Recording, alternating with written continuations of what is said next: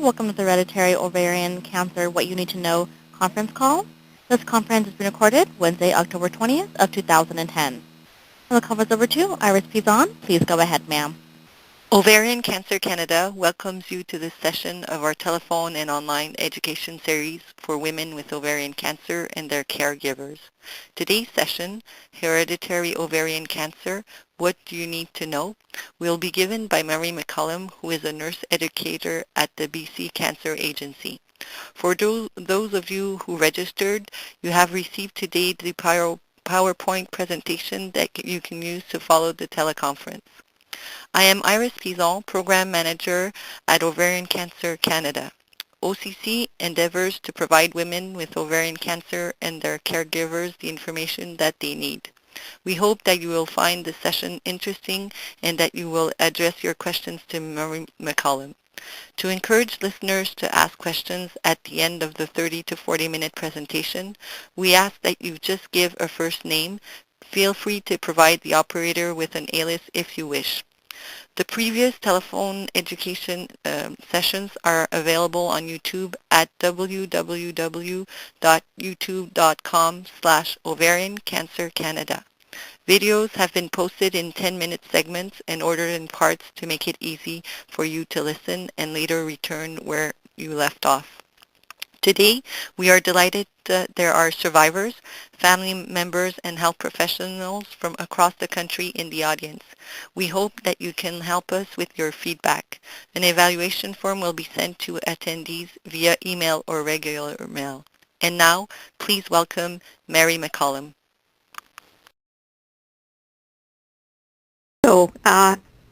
Hi, my name is Mary, and as Iris said, I am the nurse educator with the Hereditary Cancer Program in British Columbia.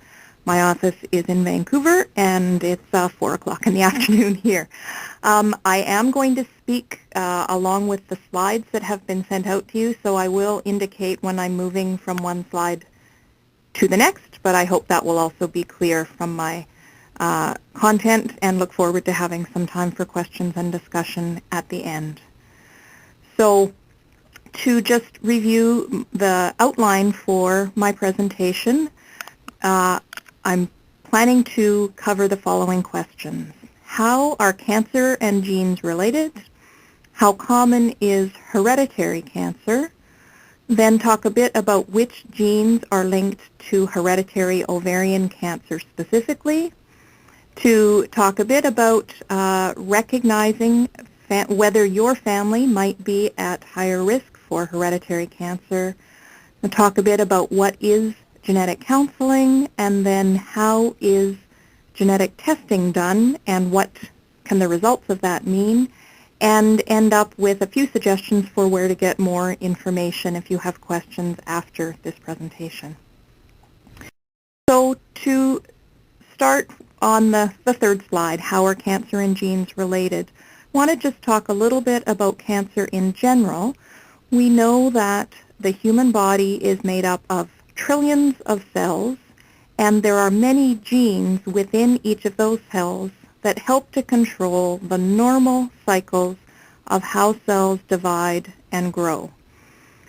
Damage to those genes, which we call gene mutations, may allow a cell to divide without its normal control.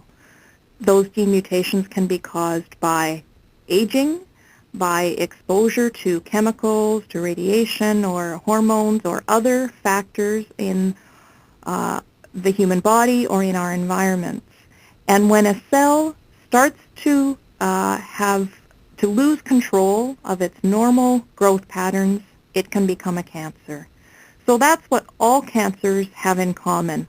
It's why, although really different types of cancer are considered different diseases, the treatment is different, the diagnosis is different, what all cancers have in common is that they are the result of one cell in the body starting to grow out of control. The next slide shows the difference between hereditary cancer and what we call sporadic cancer. So we know that over time, a number of gene mutations can occur in a cell. We have some genes whose role it is to fix damage to other genes. They act like the spell check on your computer. But when enough damage has built up in a cell or the spell check stops working, that control is lost and a cancer can develop. Usually this process takes many years, which is why cancer starts to become more common as people get older. That's what typically happens in what we call sporadic cancer, the common cancers that happen at average ages in the general population.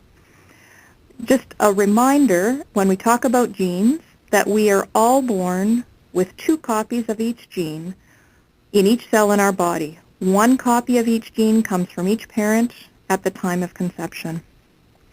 A small number of people are born with a mutation in 1 copy of a specific gene that controls the growth of specific kinds of cells.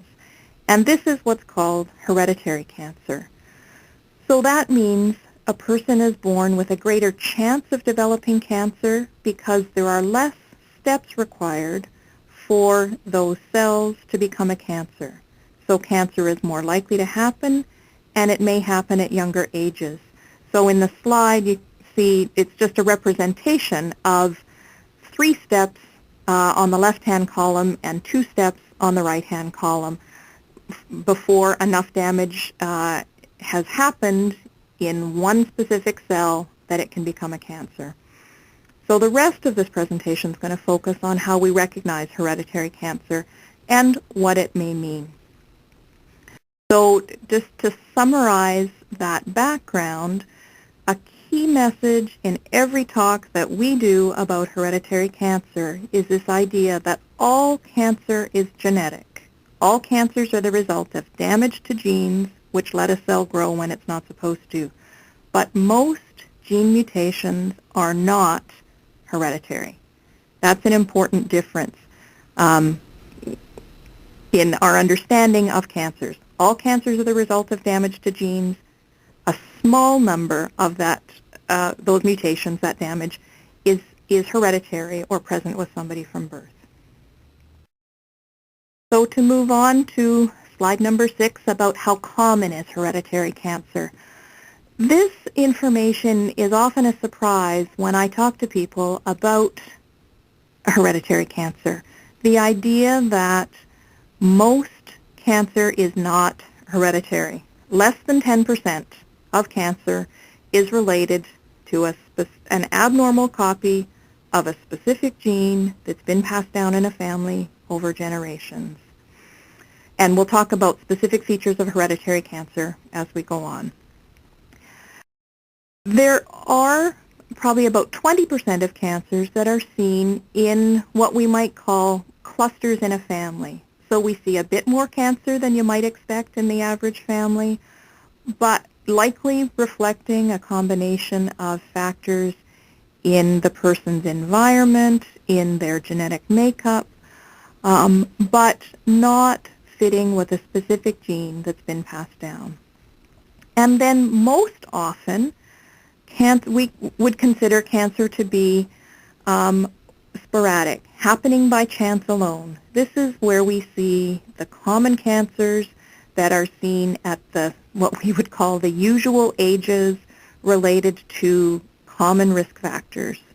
And in families like this, there may or may not be additional relatives who've had cancer. But the vast majority of cancers happen by chance alone.